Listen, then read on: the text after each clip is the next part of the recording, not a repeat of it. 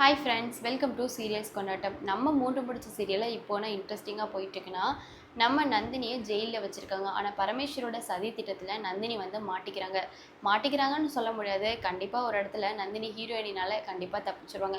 ஆனால் என்ன சதியில் மாட்டிக்கிறாங்க? நம்ம நந்தினியை காப்பாற்ற சூர்யா வருவாங்களா, வரமாட்டாங்களா? நந்தினி இப்போது ஜெயிலில் இருக்காங்களா? ஜெயிலில் இருக்க நந்தினி என்ன ஆக போகிறாங்க அப்படிங்கிற எல்லா டீட்டெயில்ஸும் தான் இந்த வீடியோவில் சொல்ல போகிறேன். ஸோ வீடியோவை ஸ்கிப் பண்ணாமல் ஃபுல்லாக பாருங்கள். அப்போ தான் வீடியோக்கான ட்விஸ்ட் என்ன அப்படிங்கிறது உங்களுக்கு தெரிய வரும். இந்த வீடியோக்கு ஒரு லைக் கொடுத்துட்டு இன்னும் நம்ம சப்ஸ்கிரைப் பண்ணாமல் இருந்தீங்கன்னா கண்டிப்பாக சப்ஸ்கிரைப் பண்ணிக்கோங்க. வாங்க இப்போ நம்ம வீடியோக்குள்ளே போயிடலாம். நம்ம சீரியல் ரொம்ப இன்ட்ரெஸ்டிங்காக போயிட்டுருக்க இந்த சமயத்தில் நம்ம நந்தினியை அரெஸ்ட் பண்ணிட்டு போகிறாங்க இல்லையா போலீஸ் எல்லாருமே. இப்போ அரெஸ்ட் பண்ணிட்டு போனோடனே நந்தினியை ஜெயிலில் வைக்கிறாங்க. ஆனால் இந்த விஷயம் சூர்யாவுக்கு தெரியவே இல்லை. சூர்யா வந்து விட்டுட்டு வந்து வேறு ஒரு போலீஸ் ஸ்டேஷன். ஆனால் இப்போ நந்தினி இருக்கிறது ஜெயிலில் அக்யூஸ்ட் எல்லாருமே வந்து வச்சுருப்பாங்க இல்லையா. ஸோ அந்த ஜெயிலில் தான் வந்து நந்தினி இருக்காங்க. இப்போ வந்து நந்தினியை பார்க்குறதுக்காக சூர்யா வந்து வரப்போய் ஃபஸ்ட்டு ஒரு போலீஸ் ஸ்டேஷனில் வச்சுட்டு வந்தாங்க இல்லையா.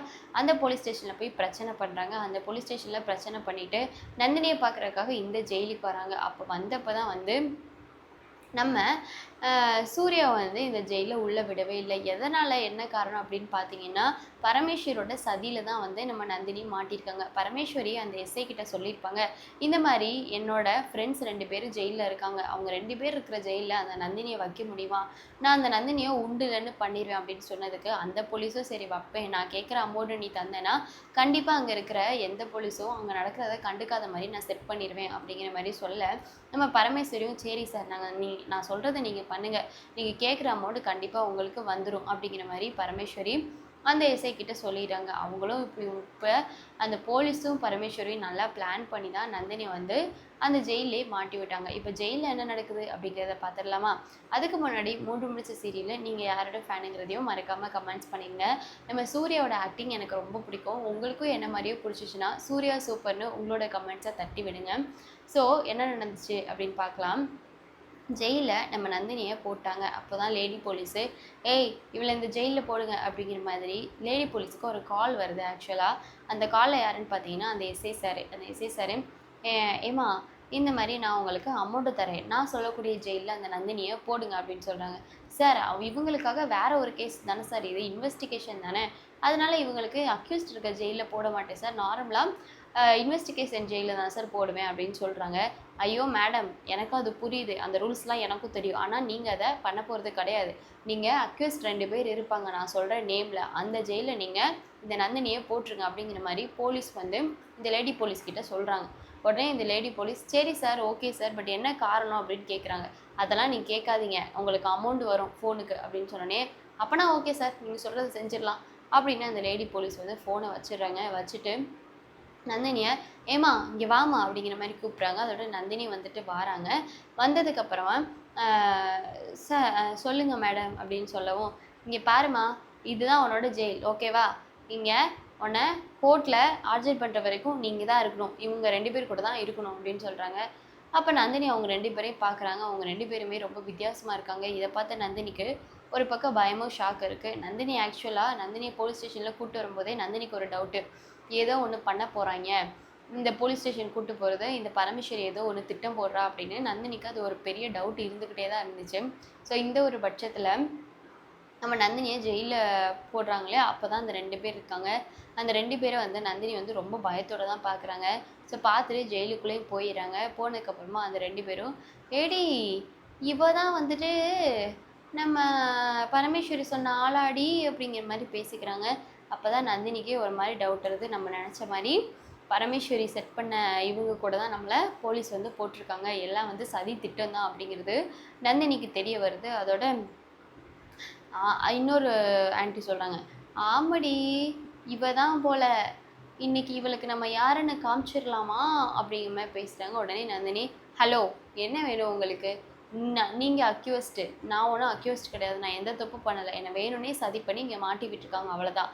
மித்தபடி சும்மா என்கிட்ட நீங்கள் எதுவும் வச்சுக்கிறாதீங்க, நான் சும்மா விட மாட்டேன் அப்படிங்கிற மாதிரி சொல்கிறாங்க. ஓ சும்மா விட மாட்டியாடி நீ? நீ எங்கள் மேலே கை வச்சா என்ன ஆகுன்னு தெரியுமா? இங்கே இருக்கிற அத்தனை போலீஸும் எங்கள் பக்கம்தான் அப்படிங்கிற மாதிரி சொல்கிறாங்க. ஓ அப்படியா? நீ சொல்லுவேன், நான் யாருன்னு உங்களுக்கு தெரியாதுல்ல அப்படிங்கிற மாதிரி நம்ம நந்தினியும் சும்மா வந்துட்டு ஒரு பெரிய சீனா போடுறாங்க. அப்புறம் அவங்க 2 பேரும், ஏய் என்ன வாய் அடிக்கிறா பாருடி இவளை சும்மா விடக்கூடாதுடி, இந்த ஜெயிலே செத்து போகணும்டி அப்படிங்கிற மாதிரி சொல்லி நந்தினியோட கழுத்தை ஒருத்தவங்க பிடிச்சி நெரிக்கிறாங்க. அதோட நந்தினி விடு விடு விடு விடுன்னு அப்படியே வந்து இது பண்ணிட்டு அப்படியே கழுத்தை நெரிச்சதோட அந்த பொண்ணை வந்துட்டு செவுத்தோடு சேர்த்து அழிச்சிடுறாங்க. அப்புறம் 2 பேரையும் நந்தினி வந்து ஒத்தாளாக சமாளிக்கிறாங்க. அப்போ தான் தெரியும் நம்மளுக்கு, ச்சே ஹீரோயினா இதாண்டா ஹீரோயினி, இப்படி ஒரு ஹீரோயினி தாண்டா நம்ம நந்தினி அப்படிங்கிற மாதிரி நமக்கே ஃபீல் ஆகும். ஏன்னா நந்தினி ஆம்பளையான ரஞ்சித் கூடயே போராடினாங்க. ரஞ்சித்தோட ஃபோனை பிடுங்குறதுக்கு எத்தனை வாட்டி போராடி இருக்காங்க. இப்போ நந்தினிக்கு பொம்பளைலாம் என்ன லேசாக சர்வ சாதாரணமாக தூக்கி சாப்பிட்டு போயிடுவாங்க இல்லையா? ஸோ அதே தான் இங்கேயும் நடக்குது. நந்தினி வந்து அந்த 2 பேரையும் போட்டு அடித்து தூக்கி சாப்பிட்டு போயிட்டே இருக்காங்க. இப்போ நந்தினி வந்து அவங்க 2 பேரையும் அடிச்சிடறாங்க. ஆக்சுவலாக அந்த சார் வந்து என்ன செட் பண்ணாங்க, அந்த ஜெயிலில் என்ன சவுண்டு கேட்டாலும் யாருமே வந்து திரும்பி கூட பார்க்கக்கூடாது அப்படிங்கிறது தானே. ஸோ அதே தான் இங்கேயும் நடக்குது. ஆனால் அவங்க நினைக்கிறாங்க இந்த பொண்ணை போட்டு தான் 2 பேர் அடிக்கிறாங்க. ஆனால் அவங்களுக்கு தெரியல இந்த பொண்ணு தான் அந்த 2 பேர் அடிக்குது அப்படிங்கிறது. இதை சொல்லும்போது எனக்கு ஒன்று ஞாபகம் வருது. நான் சர்ப்ரைஸ் ஆன ஒரு இன்சிடெண்ட்டு. ரீசெண்டாக வந்து 2 டேஸுக்கு முன்னாடி பிளாஸ்ட் மூவிக்கு போயிருந்தேன். ஸோ பிளாஸ்ட் மூவி உங்களுக்கு தெரியும், கான்செப்ட் நிறையா பேர் பார்த்துருந்தீங்கன்னா தெரியும். பார்க்கலன்னா கண்டிப்பாக வாட்ச் பண்ணுங்கள், நல்லா இருந்துச்சு அந்த மூவி. கேர்ள்ஸ் தான், கேர்ள்ஸில் ஹீரோயினி அப்புறம் ஹீரோயினோட ஃபேமிலியே வந்து ஃபைட்டர் ஃபேமிலி தான். ஹீரோ வந்து அர்ஜுன்னு வச்சுக்கலாம். அர்ஜுன் வந்து ஹீரோயினியோட அப்பா. அர்ஜுன் ஒரு கராத்தே மாஸ்டர், அதுக்கப்புறம் ஹீரோயினி ஒரு கராத்தே மாஸ்டர், அவங்க அம்மா ஒரு கராத்தே மாஸ்டர், அதுக்கப்புறம் அவங்களோட மாமா ஒரு கராத்தே மாஸ்டர். ஸோ இந்த குடும்பமே வந்துட்டு கராத்தே மாஸ்டர். இப்போ அந்த மூவியோட கான்செப்டே என்னென்னா, அந்த பெரிய பெரிய வில்லங்க அவங்க எல்லாருமே வந்துட்டு கராத்தே மாஸ்டர்ஸ் மாதிரி பெரிய ஜிம் பாடியாக வச்சு அந்த மாதிரி இருப்பாங்க. ஆனால் அவங்க எல்லாரையும் இந்த மொத்த குடும்பமும் சமாளிக்கும். எல்லாரையும் வந்துட்டு கொலை பண்ணுவாங்க இந்த மொத்த குடும்பமும். ஸோ இது பார்க்க வந்துட்டு கேர்ள்ஸு சண்டை போடுறதுனால இந்த படம் நல்லா இருக்கும்னு தான் நான் சொல்லுவேன். என்னடா படம் ரிவ்யூ கொடுக்குறேன்னு நினைக்காதீங்க. இப்போ நந்தினி பண்ண அந்த செயலை பார்த்தப்போ எனக்கு ஞாபகம் வந்தது. நான் ரீசெண்டாக போன பிளாஸ்ட் மூவி எனக்கு ஞாபகம் வந்துச்சு. ஸோ யாராச்சும் பார்த்துருந்தீங்கனாலும் கண்டிப்பாக கமெண்ட்ஸ் பண்ணுங்கள். அப்போ பிளாஸ்ட் மூவி வந்து பார்க்காதவங்க கண்டிப்பாக போய் பாருங்கள், நல்லாயிருக்கும். இங்கே எப்போ பார்த்தாலும் இந்த பசங்க வந்துட்டு சண்டை போடுறதே நம்ம பார்த்துருப்போம். ஆனால் ஒரு மூவியில் கேர்ள்ஸ்லாம் சண்டை போட்டால் எப்படி இருக்கும், வில்லங்களை கேர்ள்ஸ்லாம் அடித்தா எப்படி இருக்கும் அப்படிங்கிற மாதிரி நல்லா கொடுத்துருப்பாங்க. அப்புறம் ஃபேமிலியோட ஒற்றுமை சொல்லியிருப்பாங்க, அந்த மாதிரி நிறையா இருக்கும். ஸோ ஓகே, நம்ம சீரியலுக்குள்ளே போயிடலாம். இப்போ நந்தினி வந்து எல்லாரையும் அடித்து தூள் கிளப்பிடுறாங்க.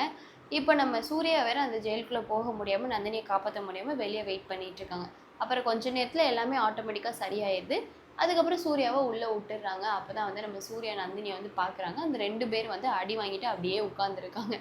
ஸோ இதுக்கப்புறம் என்ன ஆக போகுது அப்படிங்கிறத நெக்ஸ்ட் ஒரு வீடியோவில் ஷேர் பண்ணுறேன். டாடா.